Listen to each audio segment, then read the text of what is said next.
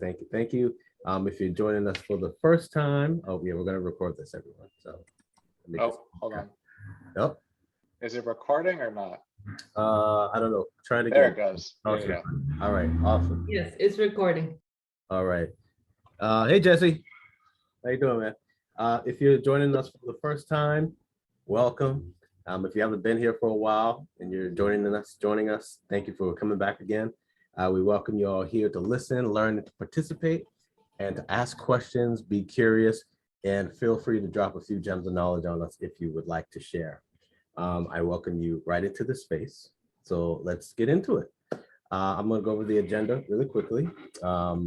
We have community updates. We have a few updates from a couple of our attendees from organizations, Gas Leaks Allies, Crane Ledge Woods, Malcolm X Park, and we have a new update on Harvard and Standish Street. There's a project going on in Dorchester we'll get updates about from Miriam G, but we'll introduce her a little later. We have an update on our Boston Urban Forest Friends Symposium. It's happening on June 25th. And I think that's about it for now. So I would like to get started with community updates. Please raise your hand so we'll move through updates accordingly. All right, Alana, you're up. I just wanted to give a quick community update on the Morton Street tree canopy. I've created a petition that I was hoping I can drop in the chat for people to sign and share. The fight is still continuing with trying to preserve this tree canopy. The developer is trying to move full speed ahead with this project and seeking his approvals and permitting. So as many people who are able to sign and share, that would be most helpful. I can keep the group posted when the hearings and all of those things start, but I just want to keep you all aware that the fight is still continuing. So thank you. Thank you, Alana. I did share the petition out quite a bit, and I hope that everyone who I sent it to was able to take a look at it, and decide if they want to sign the petition or not. Thank you. It's a worthwhile read and a good fight. Thank you. Mm-hmm. Alana, do you have an update on where things stand right now in the process? So right now, from the CAC meeting that happened last night, I believe the developer is now going before MassDOT to try to widen the street on Morton Street, the sidewalk on Morton Street, and to have an installation of a curb cut to allow for like bus drop off or something like that. So my plans are to try to make contact with MassDOT to find out who within that organization they would be dealing with and get dates there. And actually before this meeting, I was sending another email out to Commissioner Gladstone at DCAM because I want to understand the approval process. I know there will be approvals within the state and there will be approvals within the city, but I need to know dates. I need to know exactly where this developer is going so that, we're able to meet him at every step of the way and voice the opposition and concerns. So that's all I know so far. I don't have any dates, but I think the first step now is the MassDOT piece that they're trying to get approval for extending the sidewalk. All right, thank you, Alana. You're welcome. All right, Sarah, you're up next. Good morning, everyone. A quick update about the Shattuck Hospital site. I just put in the chat a link to some very poor treatment, basically treating the edge of Franklin Park as a dump. And it's just kind of salt in the wounds when through all the planning, they haven't really committed to any open space. They talk about integrating with the park, but then they turn around and do something like this. It's just very frustrating. The Stony Brook neighborhood has been working with them since December, trying to get them to clean up that mess. And I think they followed up in February and again this week. So it's been a really depressing, well, the whole problem that there's a huge need for services. The question is, what's the best location and is it good to centralize? And all kinds of issues and should they explore alternate sites. But in the meantime, whatever they do at the site should be better than what they're doing now, I hope. And if you all agree, please make a little noise with either elected officials or Health and Human Services. Thank you. Thank you, Sarah. All right, Johanna, are you there? Hold on. Yeah, thank you. Thanks for calling on me. And thanks for all you guys do. I haven't been here in a while. It's good to be back. Just two updates. And one it has to do with Charlestown, one has to do with the Esplanade. I'll start with the Charlestown one. There's a playground in Charlestown called Ryan Playground, and it's right on the Mystic River. It's been a baseball field. It's had many iterations, but all along it's had a tree line that goes around the perimeter of the park. And, you know, when there were many trees, there were probably over 200. And as of last, I think, fall, there were about 85. The city wants to do an improvement project, much like the one in Malcolm X Park, same engineers, same group, Weston and Sampson. And their plan calls for ripping out all of the natural green grass, which we know is a carbon sink, and putting in turf. Also removing almost 70 trees, mature trees.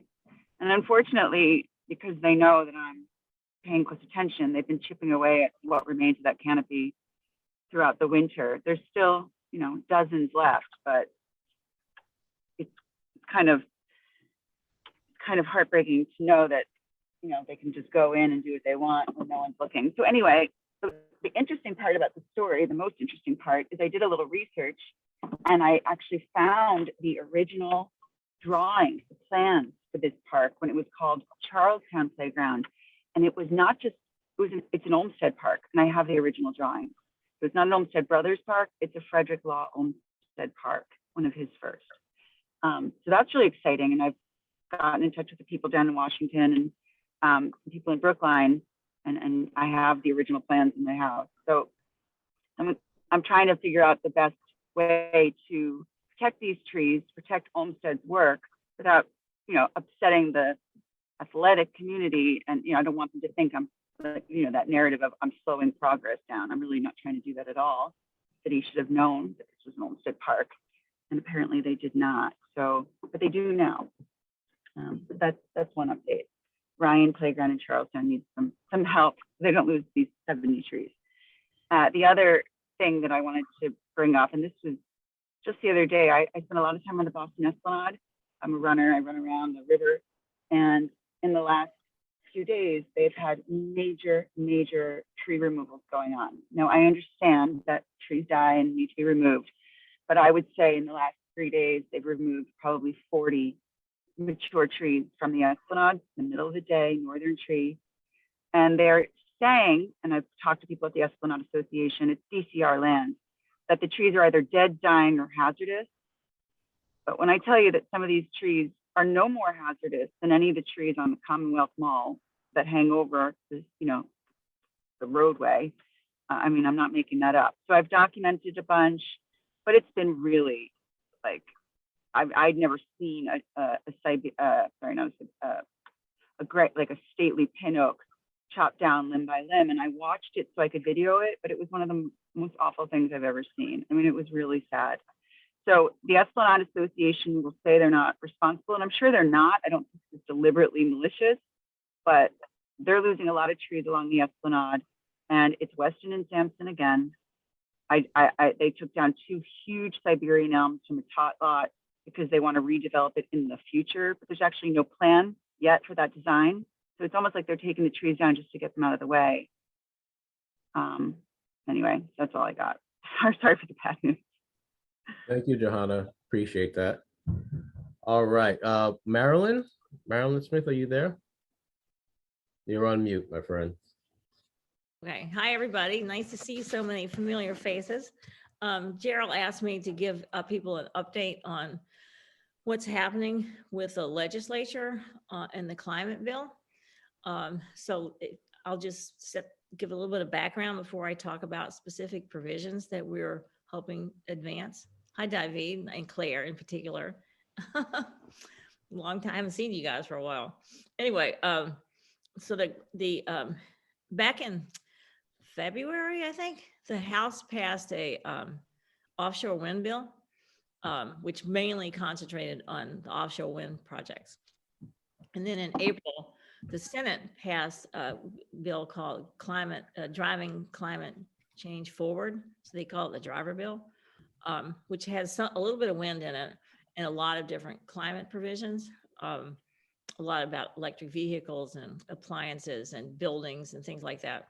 But there were some things that were particularly related to the work of the Gas Leaks Allies. So now the two bills are in conference committee. So the procedural process is that the Senate took the House bill and filed an amendment to it, which made it a completely new bill. So it's called Senate 2842. And so for a while, there was a debate that the House was going to have its own climate bill in addition to its offshore wind bill. But it seems as the spring moves forward that they're not going to do that, that everything is going to be concentrated on this 2842 bill. It's in the conference committee, and the conference committee has been chosen. The members on the Senate side include Senator Barrett. Oh yeah, Senator Barrett, Senator Cream, who's my senator from Newton. Senator Barrett is the head of the Telecommunications, Utility, and Energy Committee. He's from Lexington. So they're two very strong climate advocates. And then Senator Tarr is the Republican member of the conference committee on the Senate side. And then on the House side, the member of the committee is Chair Roy, who's the House chair of the TUE committee, Representative, I forgot it, Chan, I think, he's from Quincy, and I forgot who the Republican member is. So the conference committee is starting to meet, and it's a fairly closed process where they will take letters, but they don't want personal lobbying on them. So they are responsive to people writing letters to them. But in the meantime, we're asking people to reach out to their state reps and their senators to talk about provisions in the Senate bill that we really hope survive the Senate bill, because there will be conversations within the legislature itself of people talking to the members of the respective houses. The members of the committee will be talking to the members of their respective houses to sort of to get, feedback from constituents. And so the Gas Leaks Allies have provisions that are in the Senate bill that we are asking people to support. And I know you guys are mainly concerned with trees, but anybody who's concerned with street trees needs to be concerned with natural gas, because natural gas leaks and it's killed thousands and thousands of trees worth millions and millions of dollars around the Commonwealth. And this actually was the kind of driving force that got the Gas Leaks Allies going, because so many people were mad about trees, Claire, me in particular, being killed. And so it sort of led us to say, well, you're never going to fix all the leaks because they just keep popping up. So what you need to do is just get off of natural gas altogether and go to alternative forms of heating. And but meanwhile, the gas companies, and I know I'm telling you more than you want to know, but it just gives you some context. The gas companies have been spending millions of dollars a year to replace leaky pipes with plastic pipes, because they really want to put in place a network of pipes that will carry us, that we will never get off of natural gas. It's really clear from what's been going on with the process at the Department of Public Utilities that they're designing a system that will be, our great grandchildren will be using natural gas their way. And if we have my way, my grandchildren, who are already extant, I have all the grandchildren I'm ever going to get, that they will not be using natural gas. So you can see that there's a conflict here. So the Senate bill has a provision to require the Department of Utilities to examine this gas replacement system that they have. The conservative estimate is that they're going to spend $20 billion a year between now and 2039. The more recent analysis from our economist, Dory Seavey, is they're going to be spending $40 billion with a B to replace the gas system between now and 2039. So we don't want that money to be spent that way. We want it to be, which is ratepayer money. You're paying, it's not taxpayer money, it's your money. It's in your gas bill. So to look at rethink that whole system. So there's a commission a working group that this Senate bill requires a DPU to set up to look at the future of this program called GSEP, that the ratepayers are paying for to make a better use of that money. So I hope that makes sense. So that's section 60. Section 59 prohibits Department of Public Utilities from approving a plan based on this future of gas proposal without an adjudicatory hearing. So that's kind of highly technical, but it's just something to give ratepayers and advocates a better opportunity to be heard before the DPU. Section 65, you've probably heard about, would authorize the Department of Energy Resources to allow 10 municipalities to enact gas bans. Brookline has been very active in this area. I know it's an interest in a number of communities that when you have new construction or major rehabs that you cannot use, no new gas hookups. And if you're doing a major rehab, then you have to electrify the building totally. And so this is a provision that will allow 10 communities have already expressed interest in wanting to do that. So this would allow them, they have to have the legislature's approval to go forward. So this is an important bill that has a lot of constituent support. And so that's section 65. So we want them to support that. Sections 22 through 30 would exclude biomass from the renewable portfolio standard. That's so that right now they've kind of put the kibosh on putting new biomass plants in Massachusetts, but they can still sell energy credits to Maine and New Hampshire, where they have these biomass plants that are way more polluting than coal plants, and they're burning up trees and there's pressure on them. They claim they only burn up wood that's being cut down, like the stuff Joanna was talking about. That I guarantee you that's on a truck somewhere to a biomass plant to burn for energy. So it would say you can't have ratepayers in Massachusetts subsidize that. That's what and so it's a huge issue among the forestry people and Western Mass people. So those are sections 22 through 30. So we want those provisions to come out of the conference committee to stay in the Senate bill. So let me just say them again. Section 6, so you can write them down. Section 60, section 59, section 65, and sections 22 through 30, which all have to do with the biomass program. Okay. Now, then there are 3 other amendments that I think a very slim chance of getting adopted, but it's really important to talk to your legislators about them because it starts to educate people for the wave of the future. And 2 of them are definitions that would just give the gas companies flexibility to do network geothermal so that they use their pipe fitters not to lay gas pipes, but to lay pipes that could carry water, thermal energy to heat your house with a ground source heat pump. And it would also allow that GSEP money I was telling you about, that $40 billion to be spent to build network geothermal systems, not gas systems. You know, it's expensive to dig holes in the ground. The gas companies are well equipped to do that. We're not opposed to their digging holes in the ground. We want them to dig holes in the ground and to carry hot, warm water to people's houses that you can then boost to heat your house with ground source heat pump.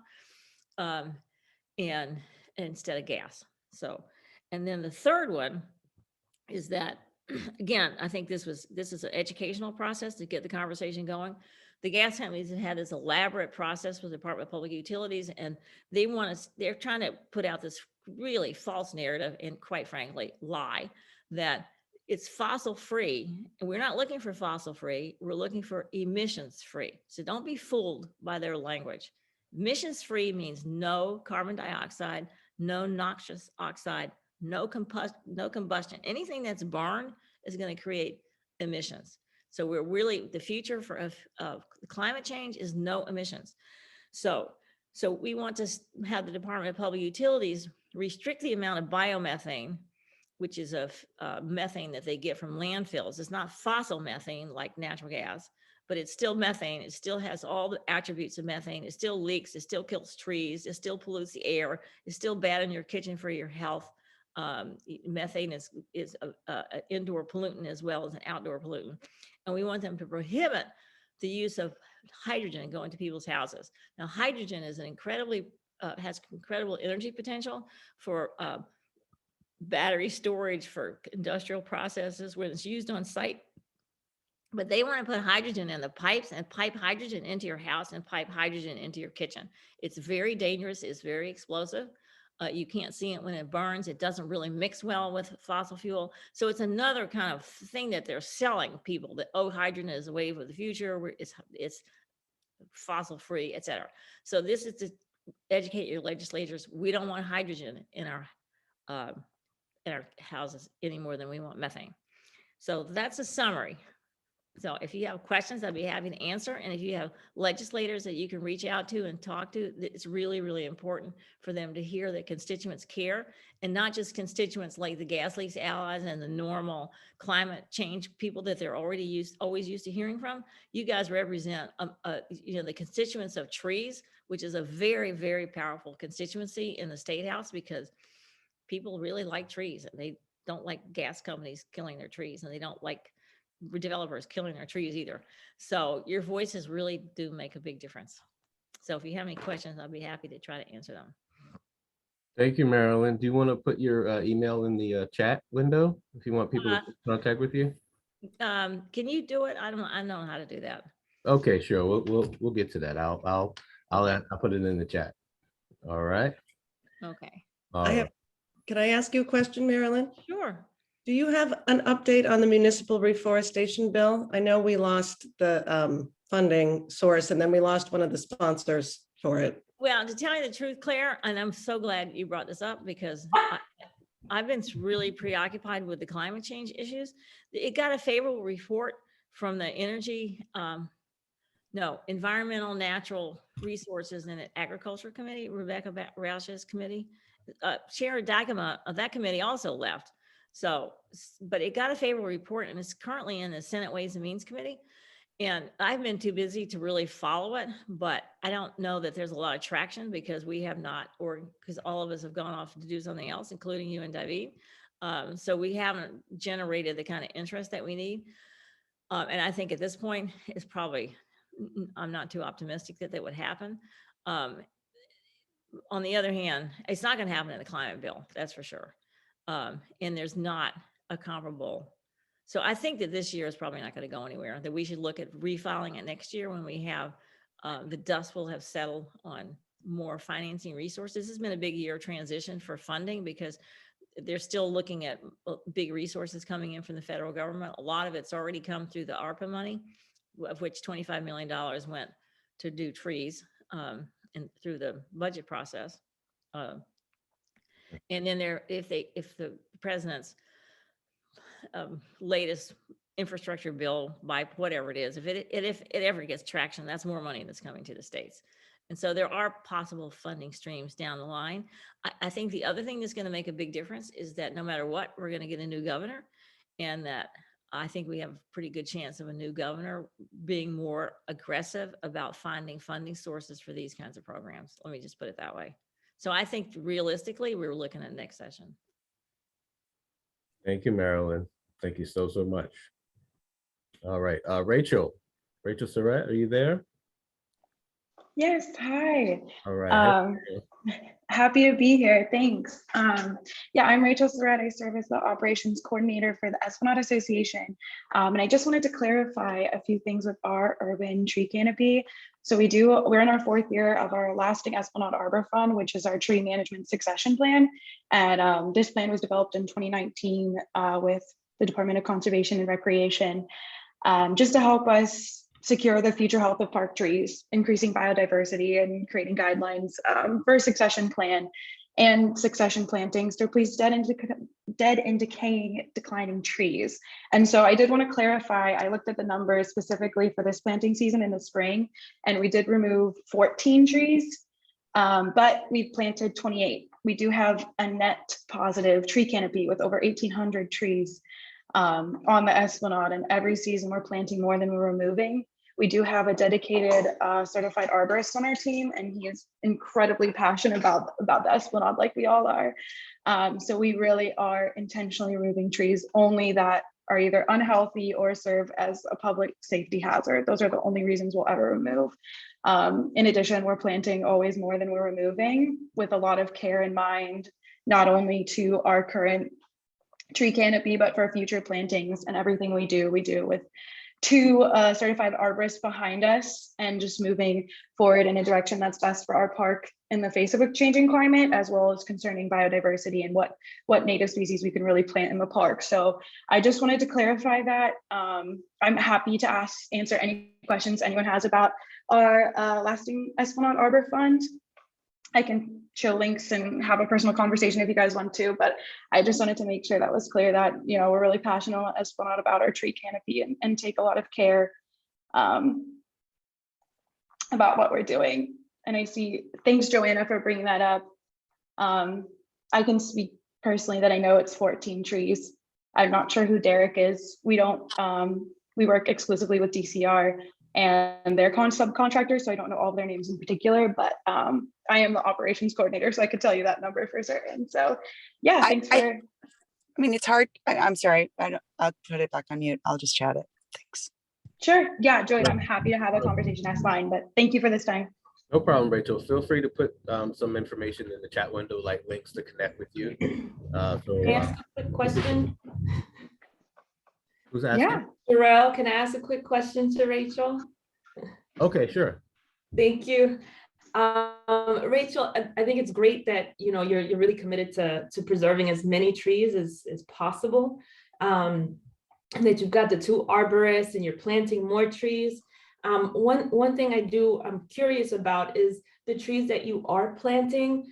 Are they typically, what I've seen is, you know, we'll see, you know, these beautiful, massive, you know, 100-year-old trees are taken down, and then, you know,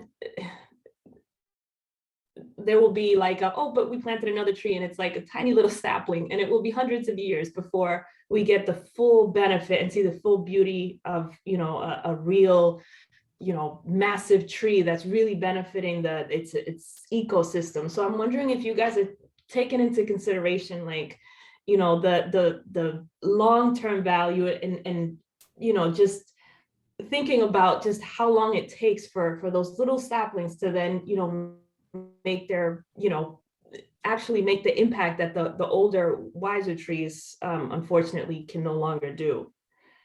Yeah, absolutely. And I totally hear you, and I hear that concern. And I just like to reiterate, every tree we remove is either because it's dying or decaying or a public safety hazard. So it's never, I mean, removing trees are always our last resort. We try to increase the soil nutrition and any surrounding issues with trees as much as we can.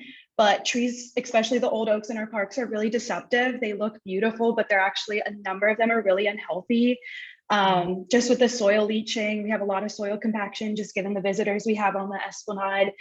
Being that close to the Charles and the invasive species isn't always healthy for our trees. In addition, as I'm sure you guys are all aware, all of our land is infill. So the soil to begin with was never super nutrient. So it is really hard to keep trees healthy on the Esplanade. So everything we do is for the benefit of our tree canopy, and we really try our hardest not to remove especially the historical beautiful trees, but sometimes it's inevitable. I know specifically for our swamp oaks, they're incredibly hard to grow in this climate. They're not native to the Esplanade or, you know, the New England area, and a lot of the times they're dying from the inside out. So what you might see looks like a really healthy, beautiful tree, but it's actually, you know, a huge public safety issue, especially when those huge trees can fall with their giant limbs. So yeah, I totally hear that, and it's absolutely a shame that we won't be able to see a lot of these saplings grow up. But it's at the end of the day what's best for the park and the tree canopy in the surrounding areas. And again, you know, this season in particular in spring, we're only removing 14 trees and planting upwards of 25. So even though we personally won't be able to see the benefits of that, future generations to come are going to have a healthier park because of the decisions we're making now that we're doing completely carefully, you know, backed up by 2 full-time arborists. But I super appreciate that question. And again, I'm happy to clarify anything offline. Okay, thank you. Thank you, Yeah. Richard. It's just, you know, I I listened in on the Malcolm X Park situation where a bunch of trees are also being removed, and it doesn't seem to be a choice at this point because there's a federal mandate for, you know, for accessibility. But, you know, the same, you know, thing comes up is like, oh, but we'll plant more trees. And And, you know, I think it can be slightly deceptive to say, you know, we'll plant all these little saplings, but we're taking down 100-year-old trees. And I understand that sometimes they do have to come down, sadly, but I do appreciate that we're moving in that direction, but we also need to be as transparent as possible, you know, in the language that we're using. So thank you, Rachel. Of course. Thanks, Thanks. Darrell. No Thanks, problem. Darrell. All right, up next. Thank you for that great conversation. That was really, really awesome. Thank you, thank you, thank you. So up next, we have Lisa Beatman from Crane Ledge Woods Coalition, and she has an update for us. Lisa, are you there? I am. Really good to see everybody.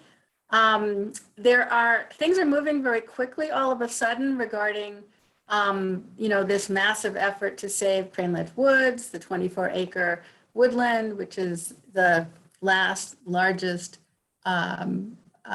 urban forest of connected tree canopy, surrounded by 3 environmental justice neighborhoods. And our coalition really appreciates so many of you and others who are in support of this. So there's a lot of things, as I said, that are suddenly coming up. I know how busy everyone is, but all of you activists also know how a little bit goes a long way, you know, showing up at a hearing, showing face, right? Staying as long as you can, but it doesn't have to be a long time.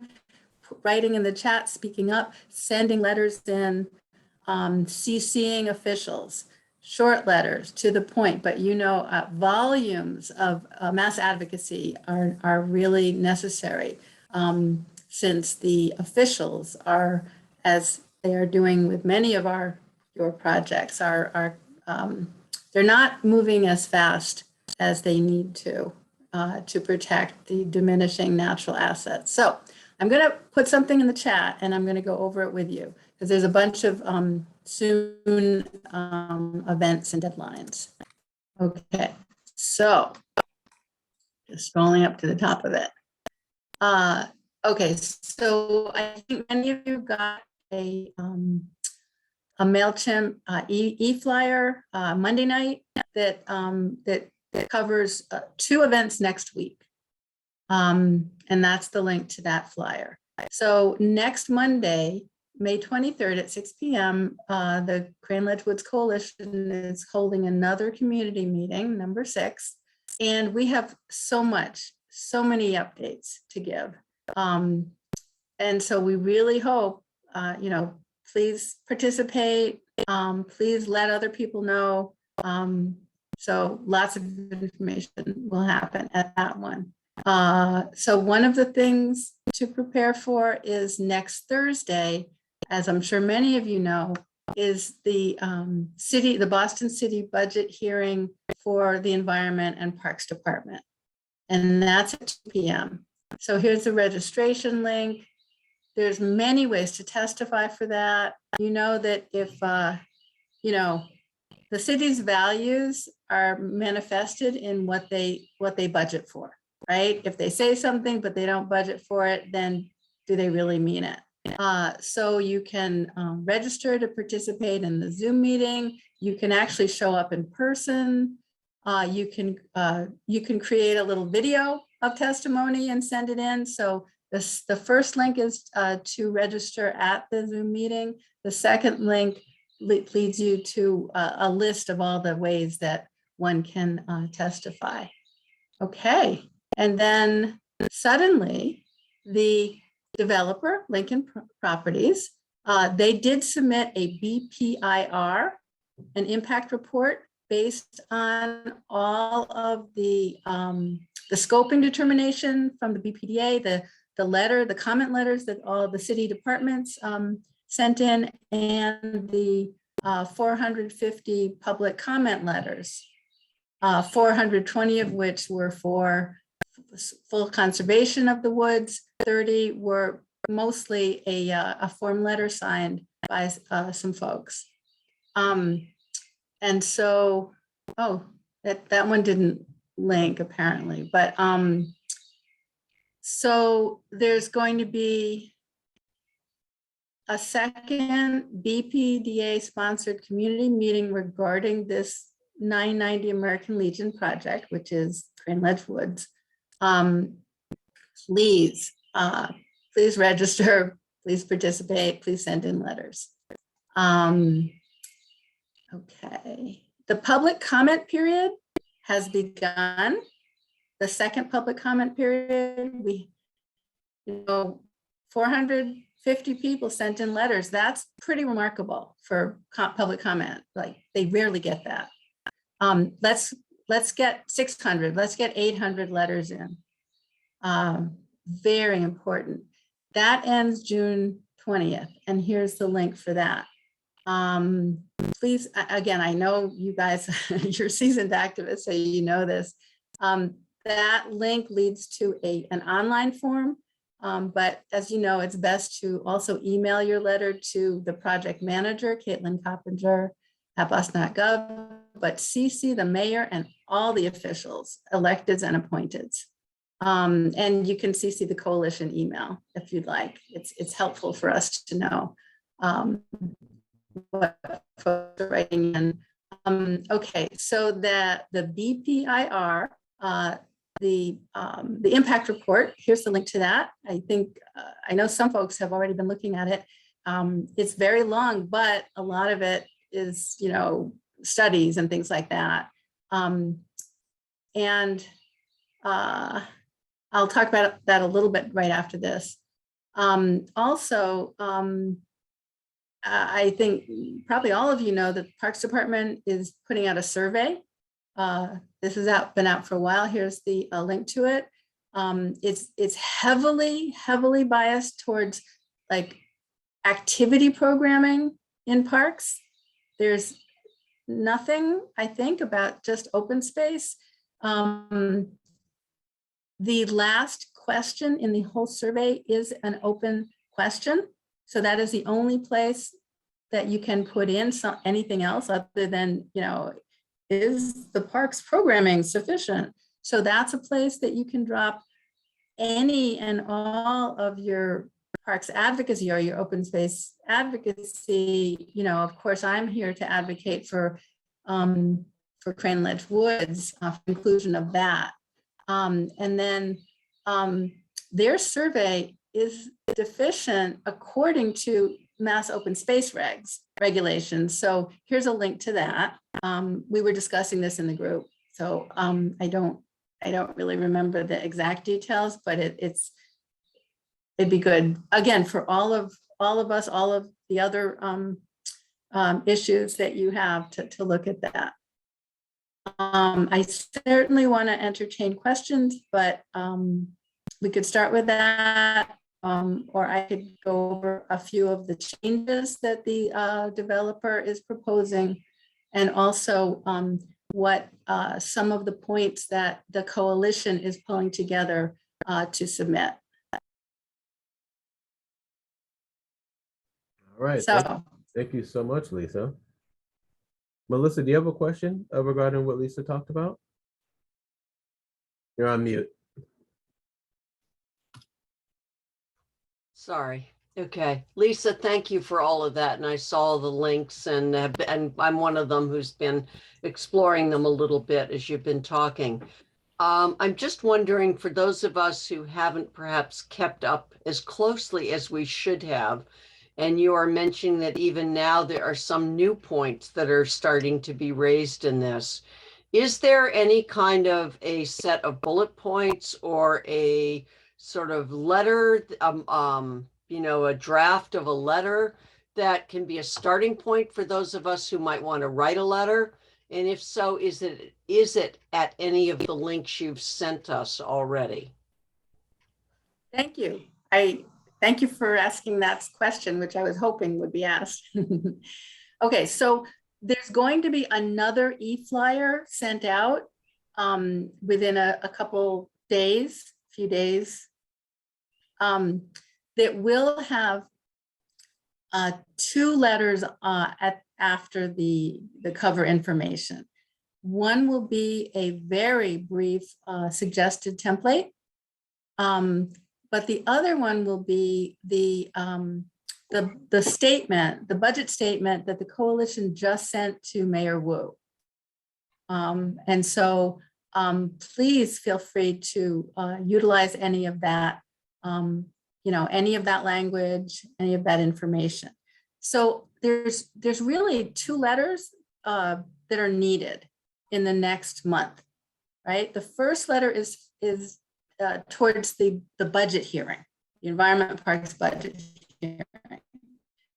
And that can be somewhat. The second one that's at least as important is the public comment letter submitted to the BPDA and CCing all the officials. And that needs to speak mostly just to the full conservation and opposition to the project, but that one could have more details like you'd had asked for.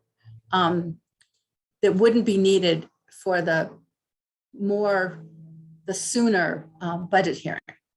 So changes, let's see, very briefly, changes the developer has made, adding a few 3-bedroom units.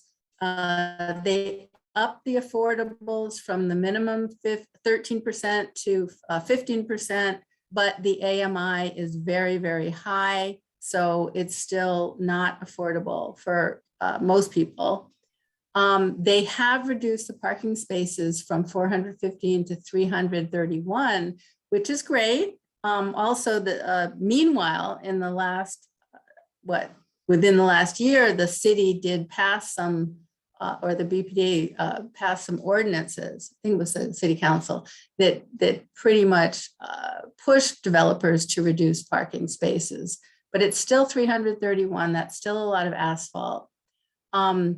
They are proposing to create a public nature trail just below their proposed buildings up to the spectacular Crane Ledge overlook. However, that's not their land. That's the upper 10 acres that the owner, Jubilee Christian Church, still owns. They're also proposing, based on transportation department directives, to have a second egress. They're proposing to create a pedestrian and emergency driveway down to Ruskin Road in Hyde Park. But that's also all the way through they're not purchasing. And they say vaguely that they, something about making arrangements with the owner, but what does that mean, right? I mean, they're not saying that they're going to purchase that land. Supposedly the officials would be they'd be open to at least preserving that upper 10 acres, which is, not under immediate threat, but is clearly under threat. Maybe Lincoln is now thinking about purchasing that, but they're proposing something that sounds great, public access to the beautiful, ledge and all, but it's not based on anything transparent, for sure. And then just a few comments. So their tree report, they did hire a local, they say a local firm in terms of doing the mental analysis. And so they will, they say they will maximize tree replacement.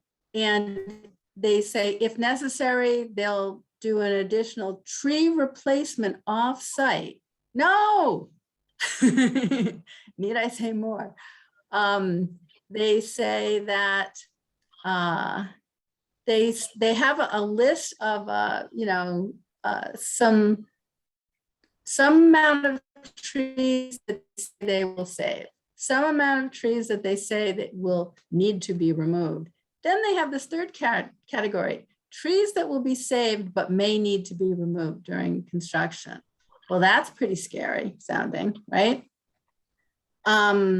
Okay, and then the last thing is I'll just mention right now, you'll get it in writing. And if you're not getting our MailChimps, please, look in your spam box and there, it sometimes goes there. Okay, so in terms of the impact budget, the budget letter that we just sent to the mayor, the main points made were that we're still recommending $24 million be designated as a line item for inland green infrastructure and focusing on EJ communities. We see in the currently proposed budget that amount, an equivalent amount that's been allocated across a number of separate line items in the proposed budget. It's wonderful that the mayor has reinstated a line item for land acquisition. The proposed amount is 10 million, which is far more than had been there when the line item was there in the past. Clearly, that's not enough to cover all of this, but some of it certainly could be allocated towards it. And as you know, there are many other funding sources that could be triggered once the city makes some commitment. But there's also climate resilience line items that part of which could be used for that. We're also recommending. Lisa, Yes. we have to move on, my friend. Okay. I appreciate Gotcha. all the updates, but we Gotcha. have to go into our next presenter, our next speaker. But please put your information in the chat box and have someone. I will do that. And also, Yes. if people could put any questions in the chat box, that would be really helpful. Thank you. Awesome. Thanks so you. much. Thank you, Lisa. Appreciate you. All right. So now we're going to move on to Miriam, who has her hand raised. Miriam, you have the floor. Hi, folks. My name is Miriam G. I am new to Buff. Mhm. Hello, and Speak for the Trees. I'm an architect and I am a co-founder at Co Everything. And we were recently designated in January of 2022 2 sites from the City of Boston, Mayor's Office of Housing, formerly DND, and BPDA to work on some income restricted housing in South Dorchester.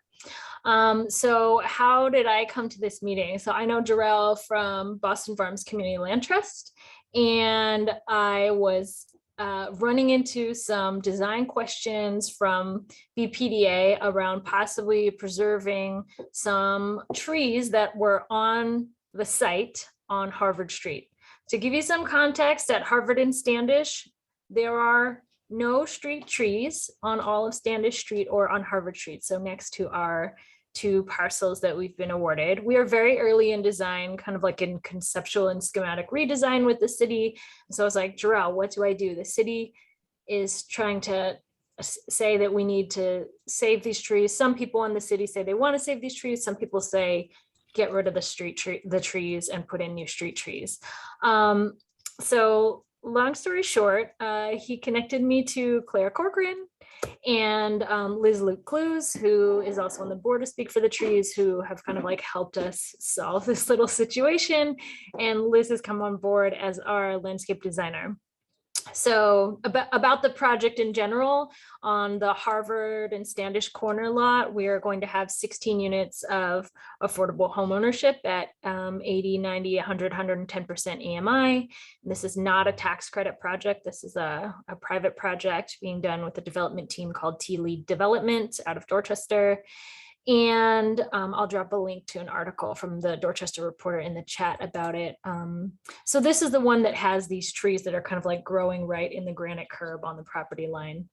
In general, the update is that Claire and Liz and another arborist determined that the Norway maple and the pin oak that are there are growing in a lot of rubble in a shallow root bed. And so these trees that are providing a lot of shade right now in what the neighbors all call microwave city, because there's no street trees there, we're hoping to replace with street trees. You know, I want to get as many street trees up and down Harvard and Standish as possible. So I was just hoping to learn a little bit more from Maggie today, if Maggie's presenting, about if there are any urban forest canopy plans for Standish Street, and if not, how we can work to put in those 311 requests to get a whole bunch more trees on that street, because it seems like the trees that are there now are not going to be able to be saved. And maybe Claire, if you wanted to speak to that at all, I'll let you speak for the trees. Thank you, Miriam. Yes, I did a site visit and the lots are at different grades. So one side of where the trees is higher than the other side significantly. And also there is a lot of visible rubble in the soil, tires, pieces of curbing. And in fact, these trees are growing out of a pile of curbing material.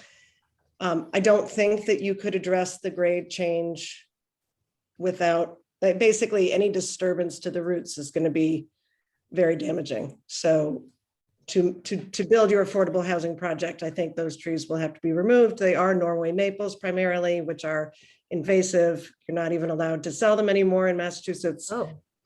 And certainly we did talk about incorporating growing space below and above ground for future mature trees on that site, somewhere in your design, as a possibility during our meeting. So does anybody have any questions? Well, thank you, Claire. Thank you, Miriam. Anybody else, any comments? Well, I just wanted to personally say thank you, Miriam, for joining. You know, I've known you for a little while, and thank you for coming to your first Buff meeting. And this is what it's like, and what it's like all the time.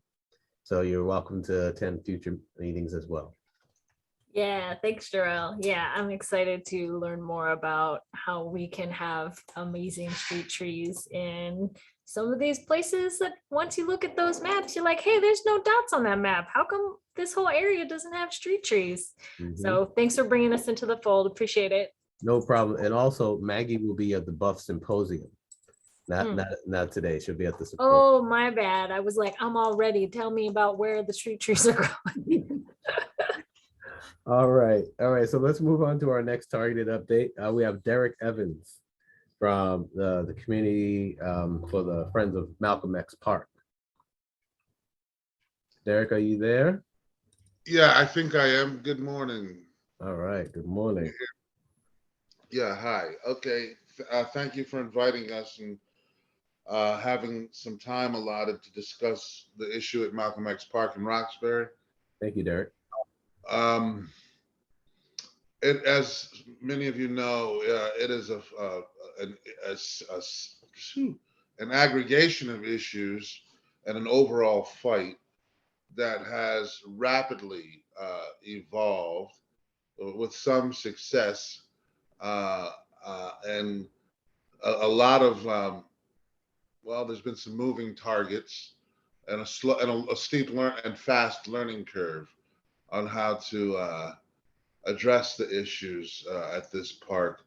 It's been less than 2 months, or about 2 months, that we discovered the red paint indicating tree removal, a large number of trees to be removed in Malcolm X Park, and particularly on Honeysuckle Hill, which is the most historic part of the park.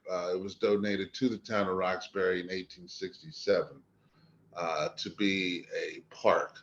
And it was later expanded during the urban renewal history and debacles of the 50s and 60s when 2- and 3-family housing adjacent to it to the west was raised.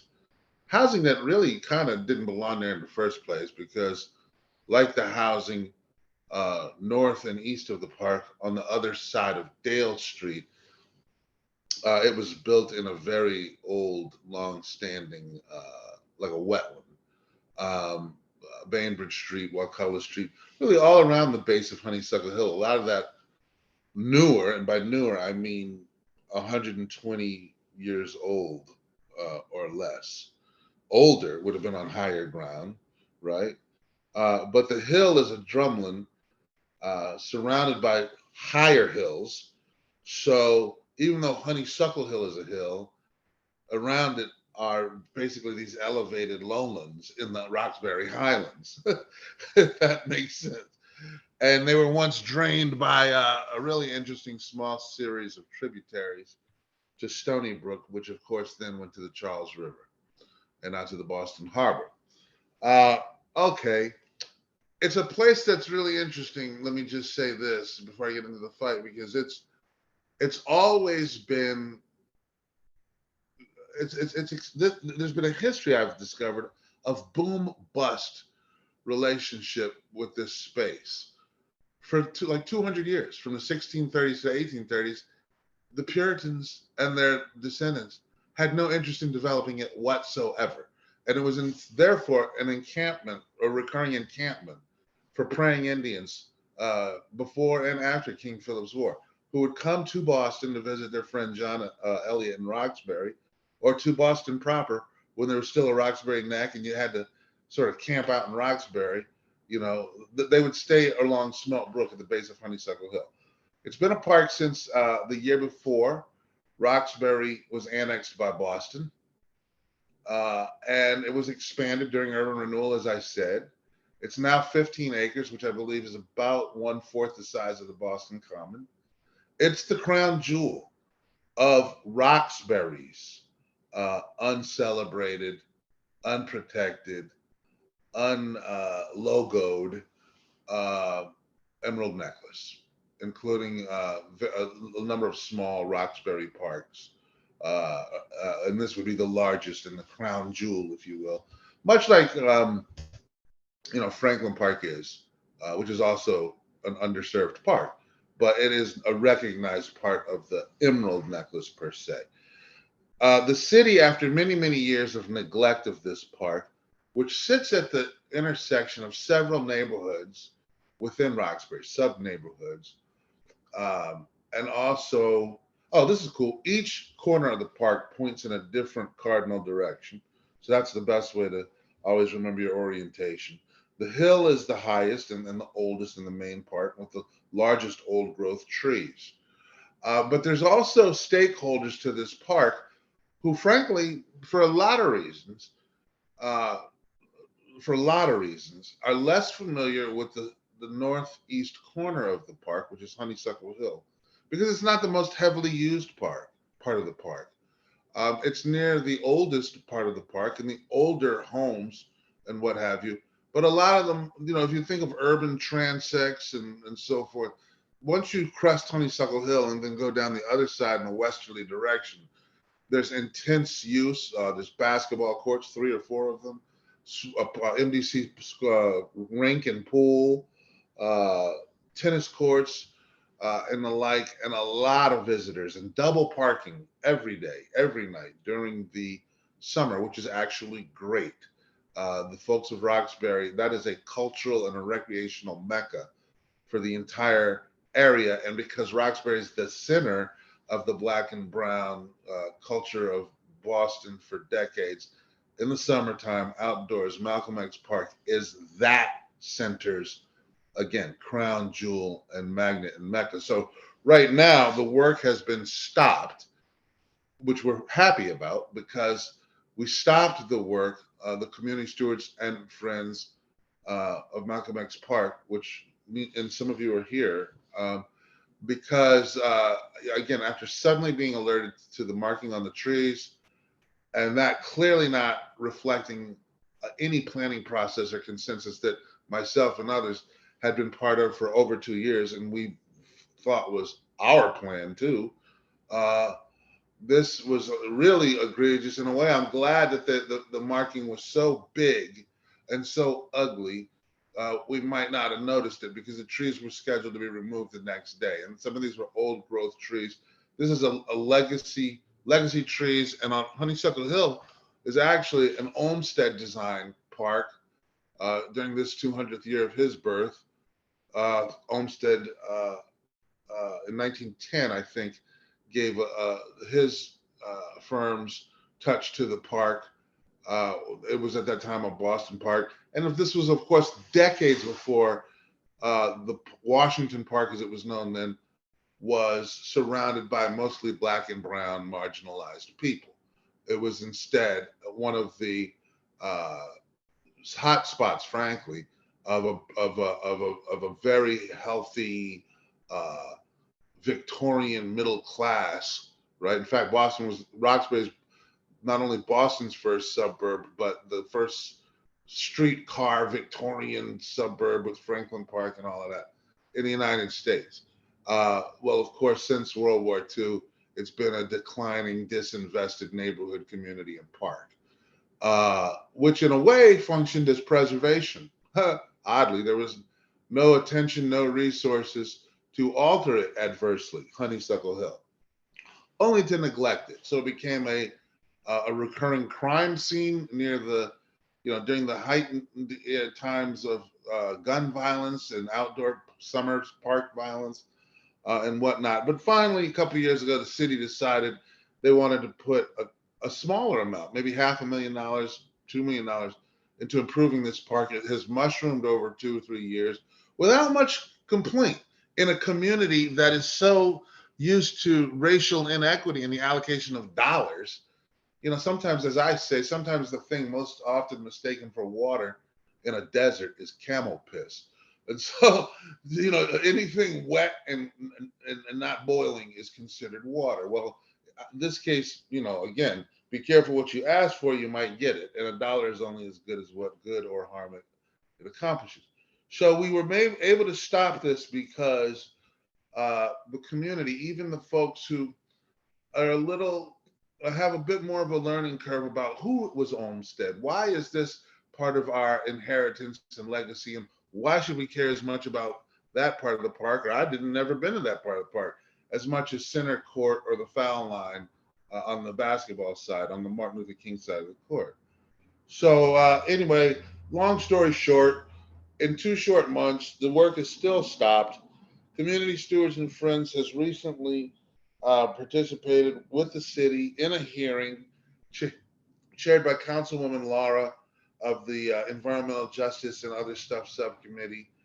And we sent in a memo a couple of days ago, which I want everyone, if possible, from this group to get a chance to look at and avail yourself of what will be obviously jump out to many of you as our tact and our priorities and it's our blueprint for how to move forward in response to the chairwoman's charge that we resume working, or actually commence, because in the month that we were supposed to be doing it, the breach of trust broke it down. But with the councilwoman and the hearing and all that happened, charging the city and us equally to get together, work together, resolve the issue of sod versus turf, the issue of regrading Honeysuckle Hill at the expense of trees to accommodate more impervious surfaces, to accommodate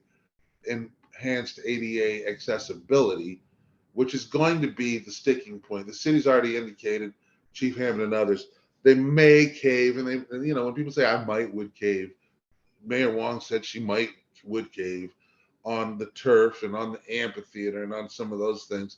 But on the thing of regrading Honeysuckle Hill, that's the one that have suddenly become the most intransigent about. And mind you, ADA compliance is something that they didn't even include as any part of the process until 2 months after construction phase had begun.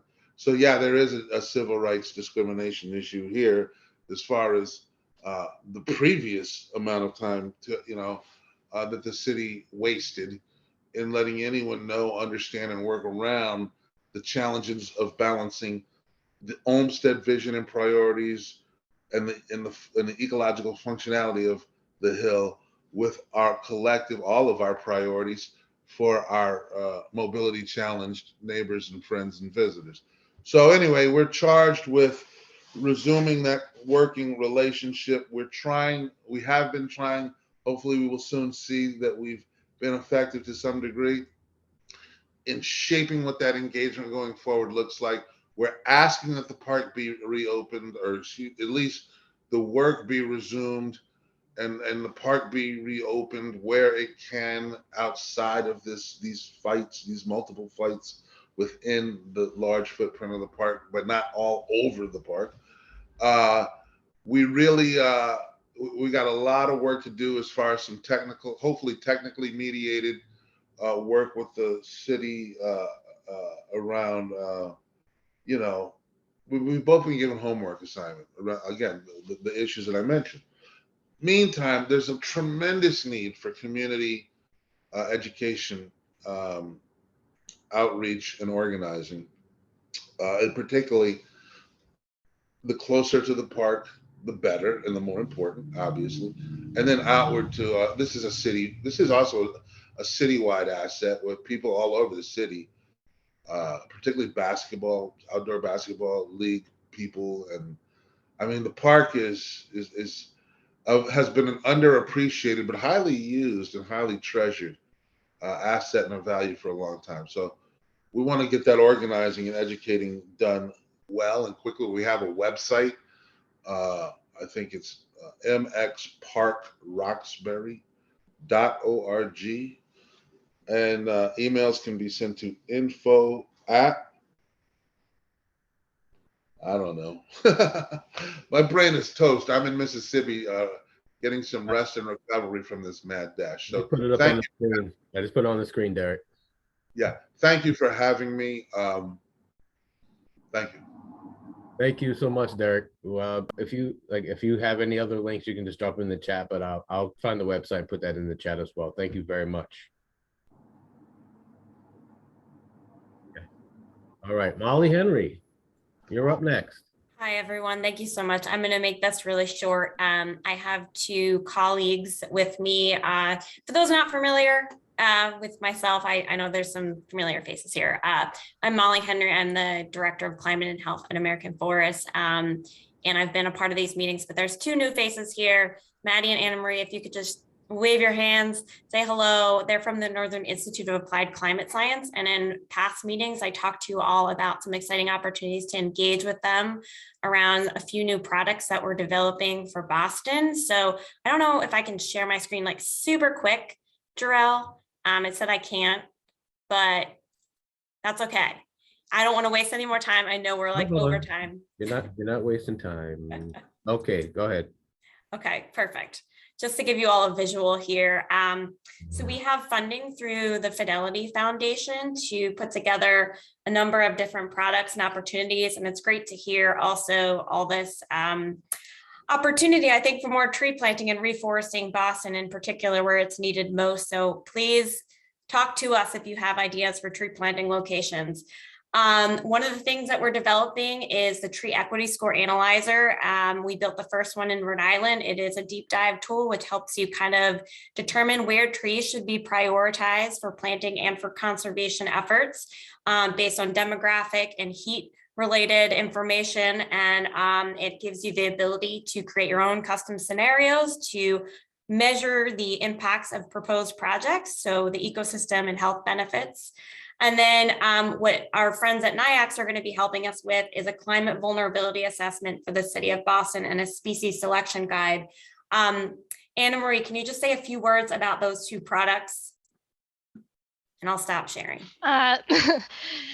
Yeah, sorry, we had planned a longer presentation, so now I'm trying to boil it down. But yeah, and I meant Maddie. Oh, I'm so okay. sorry. And I totally called on the wrong person. You're all flustered. I can too. I'll just mention just really quick that basically a climate vulnerability assessment is a tool that we've created for a few different urban areas: Detroit, Austin, Chicago, the Puget Sound region, and it really just kind of helps aid community planning efforts in preparing and adapting to climate change. It's a tool that can be used in the initial adaptation planning process. And for Boston, we're really focusing in on this tree species vulnerability list. So Maddie, if you want to maybe touch on that a little bit. Yeah, of course. So we've kind of been putting in the groundwork to develop this tree species vulnerability list. We've assessed 161 different species based on the City of Boston street tree inventory, along with some other resources through like University of Massachusetts and Speak for the Trees list and Massachusetts DCR. So we've compiled those species and done that initial assessment, but really why we wanted to come and connect with you all is to get that local expertise and just kind of boots on the ground knowledge, which is so clear. There is so much of in this group. So yeah, I guess we'll just say that for anyone who is interested in maybe getting a more in-depth overview of this project, we have a lot we can share on it. And also we really want to invite your feedback to look over some of the initial materials we've come up with, especially these scores, these kind of adaptability scores for certain tree species that we've come up with. We just want to make sure they're kind of ground truth before we include them in the final climate vulnerability assessment for the city. So I can put some more details in the chat, and of course we'll share them with Jarell as well. It sounds like Molly might lead the charge on a doodle poll to potentially kind of form a smaller group out of this group who might be interested in doing a deeper dive with us. So yeah, we would just really appreciate anything that anyone could offer. Thanks so much, Maddie and Anna Marie. Sorry, I meant to say Maddie and I said Anna Marie. No worries. And then I messed it all up. So yeah, if you're interested, our contact information is here. Actually, if you want to contact me, let me know if you're interested in having that kind of more intimate opportunity to provide feedback on what's been created so far. I will set up that meeting, and hopefully we're going to get some folks from the city too to provide input. So thank you so much for the time and all the updates. I always enjoy all of the updates and the great work that you all are doing. Well, thank you, Molly. I appreciate everyone's patience. You know, we're running a bit over, but you know what? I think there was a month where we were super short. We ended like 20 minutes early, so we're going to wrap up. The last update on our agenda is the Buff Symposium that's coming up on June 25th. We're getting ready to host it, and we have a great list of speakers and tablers. We have a registration ready for those of you who would like to attend, and I'll put the links in the chat. So if you'd like to just come as an attendee, you can register at the top link. And if you still would like to speak or table at the event, you can click on the second link. We don't have a link for our virtual attendees yet. We're working on that, but we'll get that out as soon as we can. The meeting is at the Boston Public Library. Actually, let me just share my screen again really quick. I'm sorry. I'm a little all over the place with the screen share stuff. I don't know, where is it? Hold on. Well, give me 1 second, everyone. 1 second. Go.